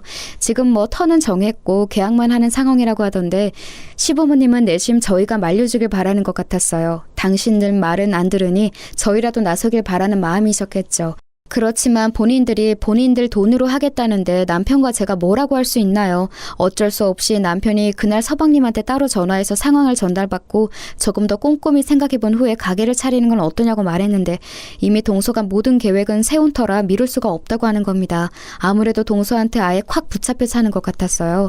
결국 동서를 설득해야 하는 건데 그럴 수 있는 사람이 가족 중에 아무도 없었습니다. 동서의 고집은 못 이긴다는 걸 아니까요. 이런저런 걱정으로 정신없는 일주일이 흐르고 남편이 오랜만에 회식으로 술에 취해 집에 돌아온 날이었어요. 평소 마시지도 않는 술을 잔뜩 마시고 침대에 뻗어버렸죠. 뭐 이런 날도 있겠거니 하면서 남편의 옷을 정리하는데 남편 핸드폰으로 전화가 한 통 왔습니다. 서방님이었어요.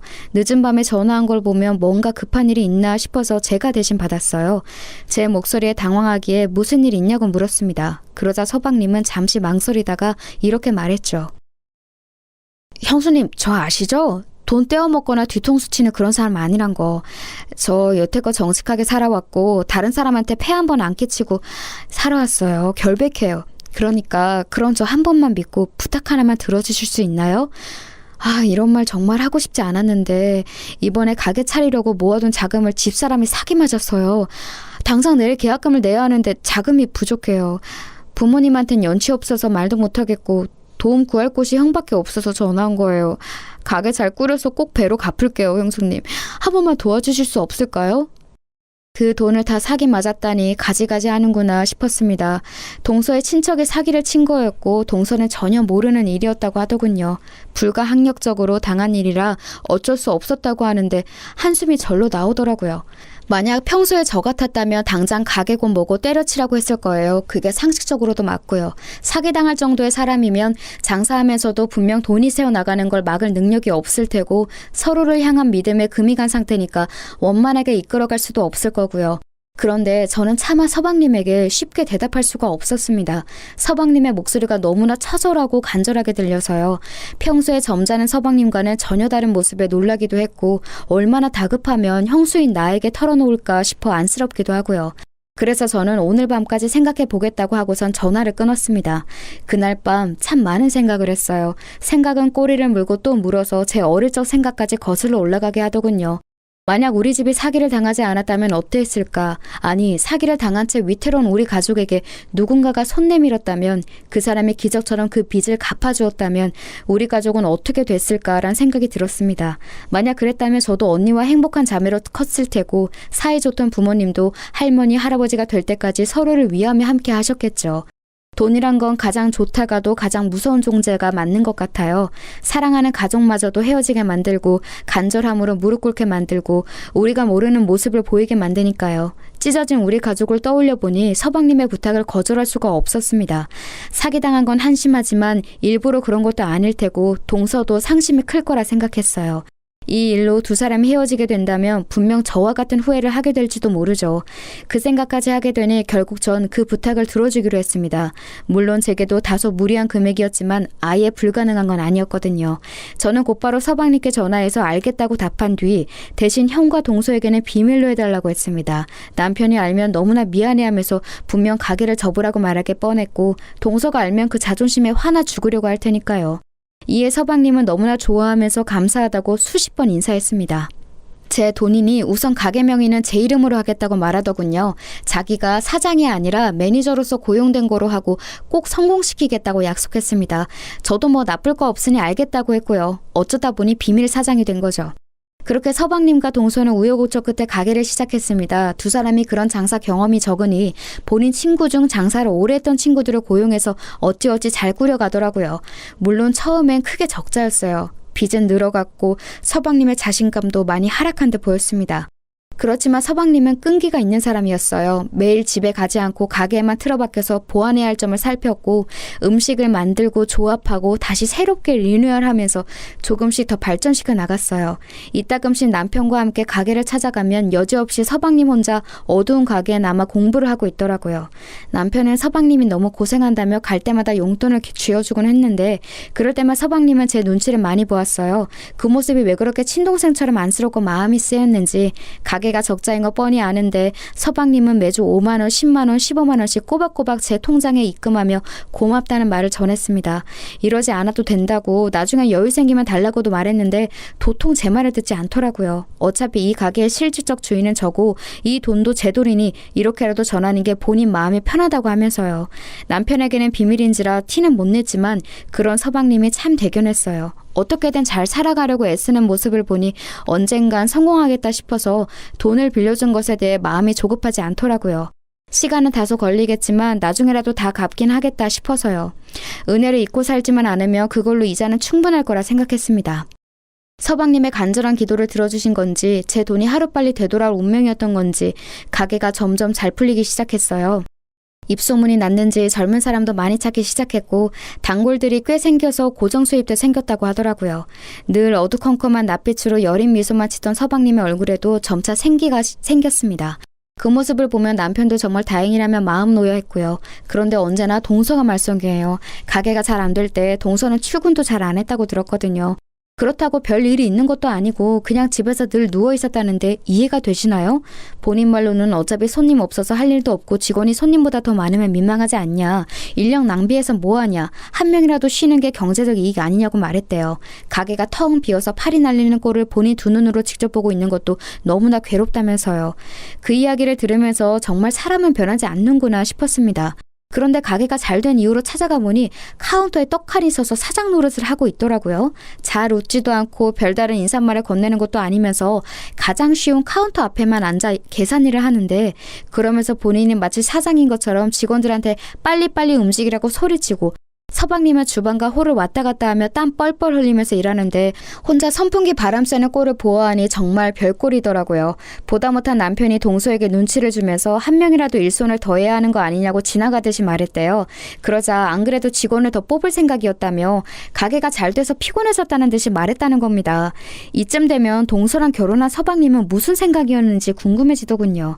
남편 말로는 둘도 우리 부부처럼 어릴 적부터 알던 사이여서 그냥 그 자체로 받아들인 채 사는 것 같다고 하더라고요. 아무리 속구친구여도 그렇지 뭐가 이상하고 뭐가 안 좋은 건지는 알고서 고쳐줘야 하는 게 아닌가 싶었지만 우린 그냥 상대하지 말자 싶어서 더 이상 말 걸지 않기로 했습니다. 그렇게 가게가 막 풀린 무렵 저는 고등학교 때부터 친했던 친구들 무리를 소집했어요. 저까지 11명이나 되는 대규모 모임이었죠. 고향 친구들이다 보니 사는 곳도 가까워서 1년에 한 번은 꼭 주기적으로 만나왔거든요. 제겐 유일한 친구들이기도 해서 슬픈 일이나 화나는 일, 기쁜 일을 소소하게 나누고 마음을 나눠주는 소중한 가족과 마찬가지인 애들이었어요. 마침 때마다 만나는 시기가 다가왔고 이번엔 어디서 모일지 이야기를 나누고 있었습니다. 한 친구가 오랜만에 고기를 먹고 싶다기에 번뜩 서방님 가게가 떠올랐어요.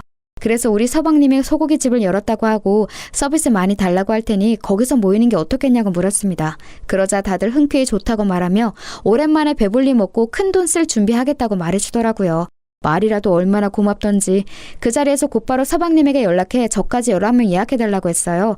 그러자 서방님은 또 수화기 너머로 연신 허리를 굽혀가며 고맙다고 말했고 서비스 무조건 많이 주겠다고 호언장담을 하시더군요. 그런데 우리가 가는 날 서방님은 다른 가게 답사차 출근을 안 한다고 하더라고요. 대신에 동서가 있으니 미리 말해두겠다고 하더라고요. 그 말을 듣자마자 어쩐지 불안감이 엄습했습니다. 잠시나마 약속을 취소하고 다른 날로 잡아야 하나 싶었어요. 하지만 다시 시간 맞추는 것도 힘들고 동서도 설마 본인 가게 음식 팔아주러 가는 건데 또 그렇게 안하무인으로 굴까 싶어서 약속을 취소하지 않고 알겠다 했습니다. 그런데 그게 화근이었어요. 정해진 약속날이 되고 저와 친구들은 들뜬 마음으로 가게를 찾았습니다. 그날은 평일 낮이라 사람들이 대체로 없을 때였어요. 일부러 친구들끼리 그 시간을 맞춰간 거였고요. 오늘 이 모임에 오려고 다들 반차와 연차까지 쓴지라 다들 신난 마음을 감추지 않았어요. 제 사정을 아직 모르는 친구들은 가게에 들어서자마자 문 앞에 서 있던 동서에게 반갑게 인사를 했습니다. 그런데 동서의 표정이 영 좋지 않더라고요. 다들 왜 그러지 하는 눈빛으로 저를 쳐다보았어요. 저는 그냥 빨리 들어가라고 고개짓했고요. 사람이 한 번에 많이 들어오고 반갑게 인사까지 하니 사람이라면 물론 당황할 수도 있죠. 그런데 그렇게 표정을 구길 필요까지 있나요? 저희가 일부러 말없이 찾아온 것도 아니고 당당히 예약해서 온 건데 저도 갑자기 기분이 상했지만 애써 티내지 않으려고 했어요. 그러자 동서가 가장 마지막으로 들어오던 저를 붙잡고 말했습니다. 형님, 굳이 남편 없는 날에 이렇게 사람들 거느리고 찾아온 이유가 뭐예요? 남편 없으면 일 빨리 정리할 사람 없는 거 모르세요?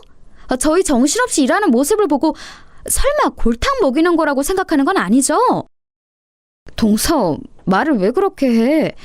너무 베베꼬여서 뭘 할 말이 없네. 그런 거 아니니까 쓸데없는 착각하지 말고 기분 좋게 받아들여.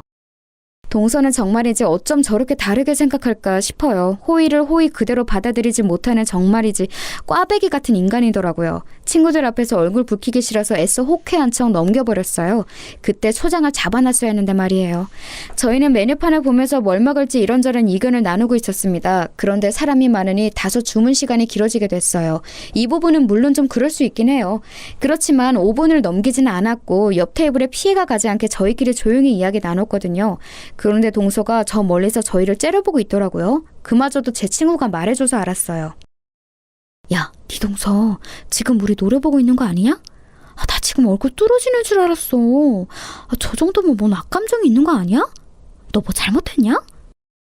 이젠 친구들도 알 정도니 저도 눈치가 보이더라고요. 대충 메뉴를 통일하고 얼른 주문해야겠다 싶었는데 그 순간 동서가 저에게 다가왔습니다. 그리고 평생 잊을 수 없는 그 말을 제기했죠. 형님, 지금 가게에 전세 낸 건가요? 아까부터 계속 그 테이블만 바라보고 있는 거 뻔히 알면서 이래놓고 주문 안 할 생각은 아니시죠?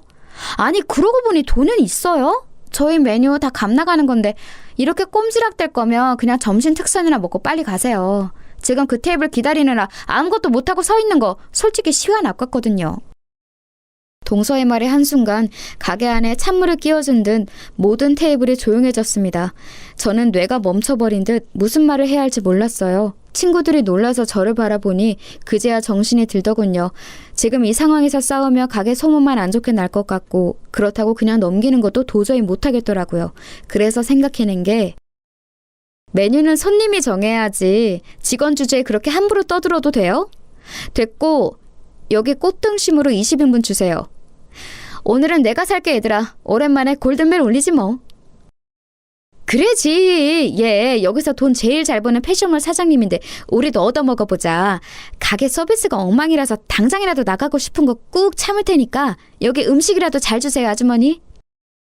제 의도를 알아차린 친구 한 명이 곧바로 저를 지원사격해줘서 속이 뻥 뚫리는 기분이었어요. 저와 제 친구 말에 동서의 표정은 곧바로 어두워졌고 친구들은 그 자리에서 크게 박장대소했죠. 동서는 또다시 카운터로 돌아갔고 다른 직원들에 의해 아주 거하게 대접받았습니다. 서비스를 많이 주겠다는 서방님의 말은 사실이었는지 뭔 별의별 음식이 줄기차게 나오더군요. 큰돈 써서 속이 좀 쓰리긴 했지만 그보다 더 많은 걸 대접받아서 기분은 좋았습니다. 친구들에게 이렇게 쓴 것도 처음이니 그거대로 유의미하다고 생각했고요. 식사를 다 마친 뒤에 친구들을 가게 밖으로 내보내고 저는 동서에게 카드를 내밀었습니다. 동서는 저를 보고 비웃음조로 이렇게 말하더군요. 저희 가게 생각해서 찾아와 주신 거 감사해요 형님. 덕분에 형님이 크게 쏘신 돈 제 주머니 안으로 잘 들어왔어요. 잘 쓸게요. 다음부터는 굳이 안 찾아와 주셔도 되고요. 네 주머니라고? 뭔가 착각한 거 아니야? 내 주머니겠지. 뭔 소리예요 그게? 동서 사기당해서 가게 자금 다 날렸다며? 그건 메꿔준 게 나야. 네 말처럼 시장에서 내복 판 돈으로 도와준 건데 어때? 그래서 이 가게는 내 명의로 되어 있고 정확히 말하면 내가 사장이고 여기 모든 돈은 내 돈이란 뜻이지. 서방님과 내가 이미 다 정리한 일들이야. 그래서 말인데 내가 사장으로서 하는 가장 첫 번째 일을 지금 해보려고. 너 여기서 해고야. 내 가게에서 나가. 지금 네가 여기서 나가지 않으면 난 당장 내일부터 서방님과 너 여기 모든 직원들 다 해고할 거야. 그래도 못하겠다면 네가 사기당해서 자금 다 날린 거 시부모님한테 말하거나 셋 중에 선택해. 지금 여기서 당장. 죄송해요 형님. 제가 오늘 너무 예민했어요. 요즘 가게 일로 너무 바빠서 좀 무리하게 군 것 같아요. 한 번만 용서해 주시면 안 돼요? 제가 원래 좀 제멋대로인 거 아시잖아요. 사실은 형님이 오늘 찾아온 게 저한테 생색내려고 그러는 것 같아서 좀 기분이 안 좋았거든요. 아니, 제가 오해했던 거죠. 그래도 저 가게에서 진짜 열심히 일해왔어요. 남편한테 미안해서라도 그 도박빚 다 갚으려고 지금까지. 순간 동서의 입에서 도박빚이라는 말이 나왔어요. 저는 그게 무슨 말인지 곧바로 추궁했습니다. 끝까지 말 안 하려고 하기에 당장 말 안 하면 저번에 사기당한 거 직접 신고해 줄 겸 같이 경찰서로 가자고 했습니다. 그러자 저를 데리고 주방 뒤편으로 데려가더니 그곳에서 무릎을 꿇고 제발 못 들은 거로 해달라고 애원하기 시작했어요. 제가 계속해서 캐묻자 손을 벌벌 떨면서 그 자리에서 이실직고를 하더군요. 알고 보니 동서는 친척에게 사기를 당한 게 아니라 도박에 손을 대 돈을 잃은 거였습니다. 무려 가게 자본 전부를요. 대체 무슨 생각으로 서방님이 평생을 모은 그 돈으로 도박을 한 거냐고 물으니 자기는 잃을 줄 몰랐다고 하대요. 몇 배로 불려오면 장사가 잘 안 돼도 상관없을 테니까 조금이라도 더 여유롭게 하고 싶어서 손을 댄 거래요. 도박에 빠진 다른 친구가 돈을 따는 모습을 보고 별로 어려운 일도 아닌 것 같았다면서요. 그런데 처음에 돈을 잃고 나서 그 돈을 메꾸려고 남의 돈을 일부러 넣었고 그마저도 1차 다시 원상복구하려 돈을 넣고 잃고 다시 넣고 잃고 그 과정을 반복하다가 일주일 만에 억소리 나게 잃은 겁니다. 그래놓고 뻔뻔하게도 친척에게 사기를 당한 거라고 말하더군요. 기가 차서 웃음이 나왔습니다. 무슨 말을 해야 할지 몰라 어이없이 그냥 쳐다만 보는데 그걸 긍정적인 신호로 생각했는지 갑자기 일어나서 이렇게 말하더군요. 형님, 저 주사 심한 거 아시잖아요. 그날 취한 채로 손대서 그런 거예요. 만약 맨정신이었으면 아마 이런 일 절대 없었을 거라고요. 취한 제 잘못이지 잘 되려고 한 게 잘못인 건 아니잖아요. 제가 이렇게 솔직히 다 털어놓았으니 한 번만 봐주세요. 우리 부부 도와주신 거 다 잘 되기를 바라고 해준 거잖아요. 이제 와서 형님이 남편한테 사실을 말하면 우리 곧바로 이혼하고 가정 다 무너지는 거예요. 그걸 바라는 건 아니잖아요. 그쵸? 어떻게 그렇게 교묘하게 제 약점을 건드리는 건지 가정이 무너진다는 말에 저는 또다시 제 가족이 생각나서 멈칫했습니다. 하지만 더 이상 그 말을 제 약점으로 두기 싫었어요. 가정이 무너지는 건 가슴 아픈 일이지만 때로는 무너져야 더 견고한 성을 쌓을 수 있기도 하니까요. 이건 제가 무너뜨리는 모내성이 아니라 언젠가는 무너져야 할 성이란 생각이 들었습니다. 저는 그 자리에서 빠져나와 동서를 안에 두고 문을 닫아버렸습니다. 그리고 곧바로 서방님에게 전화를 걸었어요. 서방님이 받자마자 저는 동서가 한 말 전부를 고스란히 전했죠. 밖에 있는 동서가 이 얘기를 듣고 미친 듯이 문을 두드렸지만 저는 있는 힘껏 막았습니다. 더 이상 이 사람을 가족으로 받아들여선 안 되고 이문처럼 선을 그어야 한다는 생각으로 완강했거든요. 이 모든 이야기를 전해들은 서방님은 놀란 듯 잠깐 동안 말이 없다가 알겠다고 전화를 끊었죠. 저는 그 후에야 문을 열어주었고 동서는 미친 듯이 제 옷을 잡고 흔들면서 욕설을 퍼부었어요. 전 남은 힘을 끌어모아 동서의 뺨을 때렸습니다. 너 같은 인간이랑 함께 할 바엔 차라리 무너지는 게 나아. 서방님은 혼자서 다시 일어설 수 있는 사람이니까. 난 네가 말한 그딴 쓸데없는 걱정 안 해. 그리고 이제 가족도 뭣도 아닌 남이니까 마지막으로 충고할게. 그 망할 주사 고쳐. 이미 이사단이 났지만. 그 말을 하고선 저는 고래고래 소리를 지르는 동서를 두고서 가게를 빠져나왔습니다. 그 후의 일은 굳이 말하지 않아도 대충 짐작이 가실 거예요. 동서가 도박에 손댔고 그로 인해 모든 돈을 잃은 걸 시댁 식구가 모두가 알게 됐어요. 서방님이 모두가 모인 자리에서 이 사실을 밝혔고 동서와 이혼하겠다고 선언했거든요. 잃은 돈을 법적으로 돌려받으라는 시아버님의 말씀에 서방님은 자신이 배우자를 잘못 선택한 죗값이라고 생각하며 살겠다 했습니다. 결국 서방님은 그렇게 이혼을 하게 됐죠. 옛 동서는 끝까지 이혼 못한다고 버텼다는데 동서의 잘못으로 헤어진 거니 버린다고 될 일이 처음부터 아니었죠. 애초에 가져온 게 없으니 한 푼도 못 받고 뭐 하나 건지지도 못하고 몸만 쫓겨났다네요. 저도 그 후로 한 번도 동서를 못 봤어요. 서방님에겐 몇 번이나 연락이 오고 매일 집 앞으로 찾아왔다는데 그걸 모두 완강히 외면한 서방님이 대단하다고 생각했어요. 아마 자신을 속인 것과 지금까지 한 행동에 대해서 큰 충격을 받았으니 심적으로 많이 힘들었겠지만 늘 그랬듯 꿋꿋하게 이겨낼 거란 믿어요. 그럴 수 있게 남편이 옆에서 아주 잘 돕고 있습니다. 퇴근 후에 가게를 찾아가 서방님 일을 돕고 있거든요. 우애 좋은 형제로 소문날 정도니 말 다 했죠. 가게는 여전히 서방님이 운영하고 있어요. 장사가 잘 되고 있어서 아무래도 사장님은 서방님이 하는 게 맞을 것 같더라고요. 지금도 여전히 매주 제게 돈을 보내오는데 금액이 점점 커지는 걸 보니 서방님이 멋지게 자립할 날도 얼마 안 남은 거겠죠. 부디 행복해지면 좋겠어요. 착한 사람은 복을 얻어야 하는 게 이 세상에서 가장 당연한 이치잖아요. 제가 아는 사람 중에 가장 정직하고 바른 청년이니까 바라는 대로 이루어졌으면 좋겠다고 오늘도 조용히 기도해 봅니다. 이 어이없고도 웃음이 나오는 사연을 따뜻하고 다정하게 들어주셔서 감사합니다. 좋은 하루 보내시길 바랄게요.